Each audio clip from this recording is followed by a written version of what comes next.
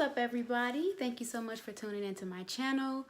Today I just wanted to give you guys a testimony of something that I went through and basically just talk about the process of the before and after. So basically, I was really down on my luck, and at this time I was doing Lyft, and that was pretty much where most of my income was coming from. So while I was doing Lyft, in the beginning it was all good. I was paying bills, I was giving, other people stuff, and, helping people who needed it. And I was living good. Everything was just fine.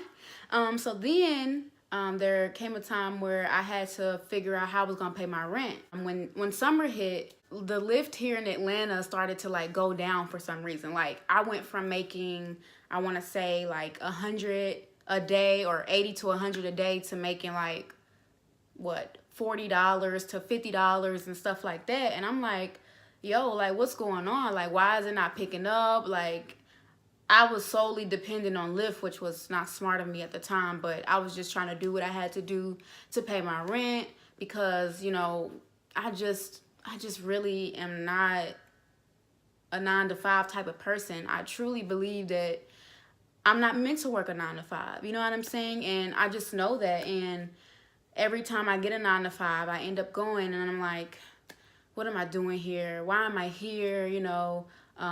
This isn't what I want to do. I end up becoming like mildly depressed, or just extremely sad about it because I know I have a greater purpose and I'm just trying to figure out, okay, why am I here? I'm supposed to be learning something. Like, I don't know. So anyway, back to the testimony. So, I was trying to figure out how I was going to pay for rent, and I thought, okay, well, maybe I'll have to overdraft my account or something. Like, if that's what I have to do, I'll do it. And I'll just try to work harder with Lyft or try to find me a job because I don't know how I'm going to get this rent paid. So I'm freaking out pretty much. This is at a time where my faith was like so small and my doubts were like huge. Like I was at this point to where like God has been doing so much for me throughout my whole life. But it came to a point where I think God would allow certain things to happen a little bit faster than usual because you forget about the things that God do that like blesses you or that helps you, and like you more so remember the hard times you had. So I figure like maybe he allowed these things to happen so quickly, like in a certain like span of time, for me to build my character and build my faith, which it did. So I'm sitting here crying. I'm like, oh my gosh, I'm about to be homeless again. Like, what am I gonna do? And I'm just freaking out. And so I called my godmom and, was telling her what happened. And I'm just like going crazy. Like, why is all this happening to me? I'm doing my best. Like, I don't understand. Like, I'm sacrificing. And I just don't understand why this is happening to me right now. Like, I've been doing all that I can. I just don't, why would God bring me this far to just let me, be homeless again and lose my apartment, And so, I was just talking to her and she was giving me words of encouragement. There's not much she could do because, she has her own things going on, her kids and stuff like that. So I was just kind of at a point where I was just feeling super hopeless. So I'm just crying and I get a call. I'm on my way back to my apartment. I think at this time, I know it was in the summertime, but let me see. I don't know if it was like July, June. I don't remember when exactly it was, or was it August? I don't know. So I'm driving down the street and I'm bawling tears, like I'm so angry and frustrated. Driving down the street and then boom, I get a phone call. It's an unknown number. So I'm like, who is this calling me? Usually I don't pick up unknown numbers. So I just was like, you know what? Let me see who it is or whatever. So I pick it up and it's this man. He's like, hey, this is, I forget his name. This is so-and-so, or I shouldn't say his name anyway because it's privacy. But he was like, this is so-and-so from Geico. We did some reevaluating regarding your accident, and we decided that from the images and from what we examined from the car that we owe you more money. So I'm like, okay, how much will you guys be giving me? And then he was like, we'll be giving you a check that's going to be $1,348. So I'm like, are you serious? Like, are you sure? And he's like, yeah, we reevaluated everything and looked at the damages and everything. And so we have decided that that's the rest of the money that we owe you. And so I'm like, okay, so when should I pick it up, or are you dropping it off, or how's it gonna work? And he said, well, I can have it to you as early as tomorrow. You can come pick it up at the collision center. I said, okay, thank you. And I hung up the phone. And so after that, I'm just like, wow. Imagine being extremely upset, frustrated, questioning God, and just like over it, just hopeless. And then you get a phone, literally moments later, you get a phone call like, hey, we owe you money. Like, I was not expecting that at all.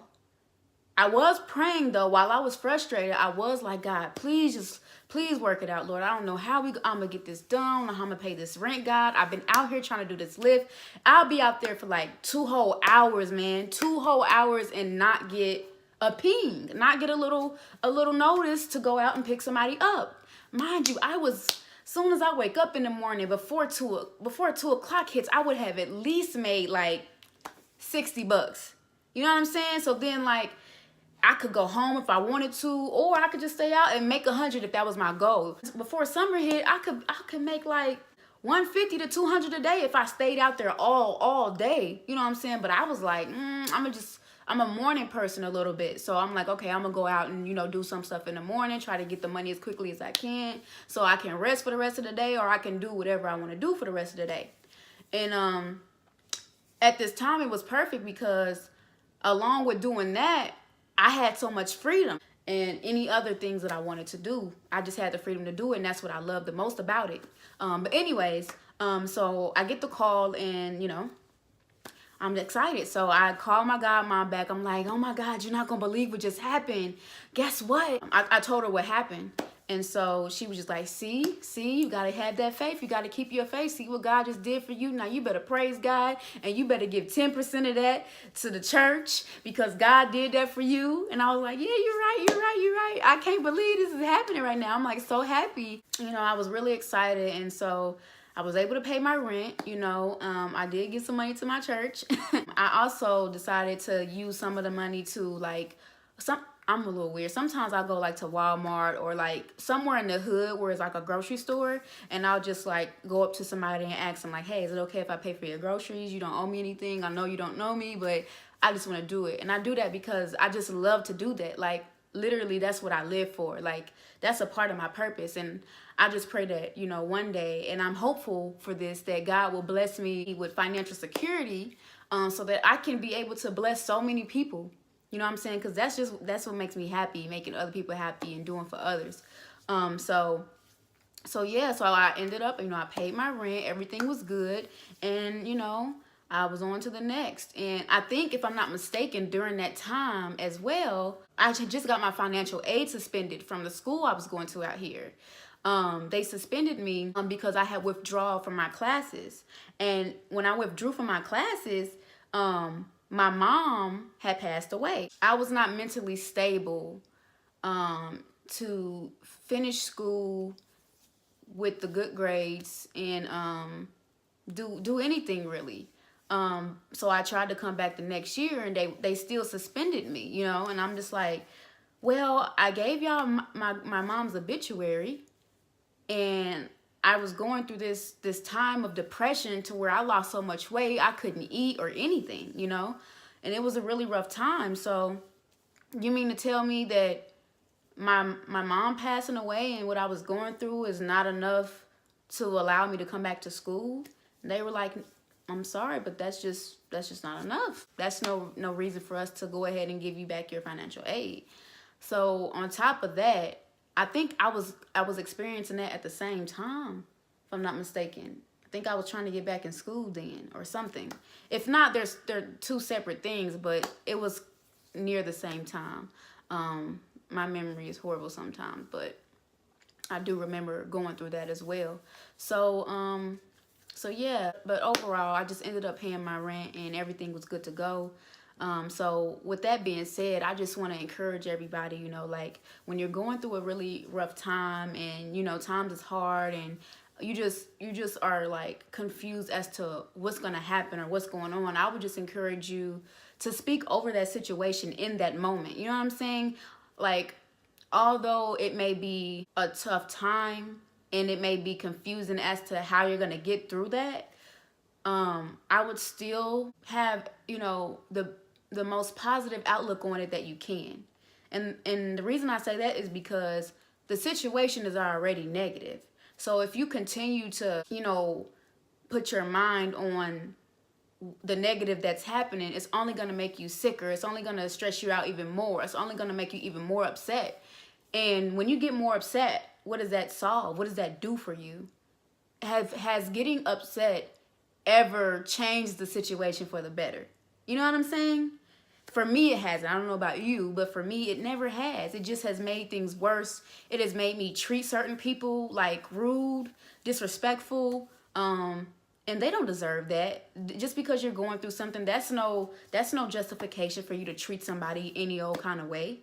You know what I'm saying? And, you know, growing up and, you know, just becoming mature, you realize things like that, right? So I would just encourage you to have faith. You know, if you do go to church or if you are connected to somebody who is spiritually mature, I would just, you know, go to them and, you know, if you trust them. Now, don't go to any and everybody. Please don't, because I just don't condone that. Go to who you feel like you can trust and who you feel like will give you the best sound advice for what you're going through. I will go to them and explain to them what's happening and see what they can do for you, or see how they can encourage you in this time of just stress, you know. That helps for me too. Like sometimes when I'm going through something, I may call my sisters at church and they'll definitely pull me through or definitely encourage me, you know. Sometimes they can't do anything about it, you know, but they'll do their best to keep me encouraged and pray for me. And those prayers work. There's been so many times where stuff will happen to me. Even another time where I didn't know how I was going to pay my rent because, you know, I didn't make enough or I didn't have a job at the time. But I prayed, and no matter how it came through, it came through. You know what I'm saying? I ain't do nothing illegal or nothing like that, you know. But it came through. God blessed me and took care of everything. And so each time I'm just like, God, I'm so sorry for just continuing to doubt you when every time there's an issue, you always seem to make sure I'm good. I'm always protected. I'm always provided for. And so I just start seeing things differently. Like having a positive mindset about something can actually change it versus just thinking like the worst of the worst. Because when you start to think like, okay, I understand this is going on right now, but let me think of ways that I could possibly fix it. You know what I'm saying? But if you're just mad, you're just, oh, I'm just mad, or you can't even think straight. So at least when you calm your mind down, like, okay, getting upset about this is not going to make it any better. It's not going to fix anything. So let me think, okay, this is what's going on.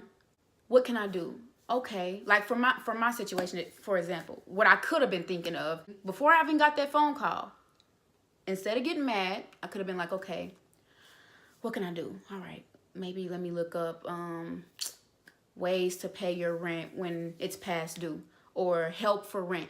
Okay, Google, boom. Oh, okay, there's a list of churches that will give you, you know, money if you're late on your rent, if it's past due. Okay, cool. Let me get their numbers. Oh, let me give them a call. Or, oh, let me put my pride aside and reach out to one of my brothers and sisters in church and let them know my situation, and let's see if they can help me. Or, oh, let me see if I know somebody who has a job opening so I can go ahead and, you know, apply for that. And I may have to just sacrifice my freedom for a job for right now because I need stable income. You know, there's just different things you can be thinking about in a situation like that in particular, more so than like just getting upset about it, because it's just really not going to solve the issue, you know. You know, things continue to happen, and there's going to be many more testimonies, you know, to talk about. So if you liked my testimony or if it was encouraging to you, please just let me know. And please let me know if you have any questions, or if you'd like me to pray for you or anything. Yeah, so I'm glad you guys are tuning in. again, I just encourage you all to just try to stay positive in the tough situations that you go through, and just have at least a mustard seed of faith when you're going through those times. And I know it's hard in the moment, but I would just try to remember the truth. I would try to remember the things that God has already brought you through, the things that you have overcome, you know, and the places in your mind that you see yourself, you know. I would think about those things, and I would just use them as motivation and fuel to go harder. And as far as the things that God has done for you, I would just use that as motivation. Like, okay, he's done all these great things for me, and he only has plans to prosper me. So if I'm going through this, maybe it's supposed to teach me something. Maybe it's supposed to allow me to mature in some type of way. Maybe this is helping build my character as a child of God, you know, as I'm trying to grow and do my best to, you know, be more like Christ every day. You know what I'm saying? And it's hard. It's not easy. And no one is perfect. So we just all have our times where we just go through things and make mistakes. But that's just life, and that's human nature. You know what I'm saying? So not justifying anything, but I'm just saying you grow, you live, and you learn at the end of the day. So that's it, everybody. Thank you so much again for tuning in, and I will see you next time. Bye.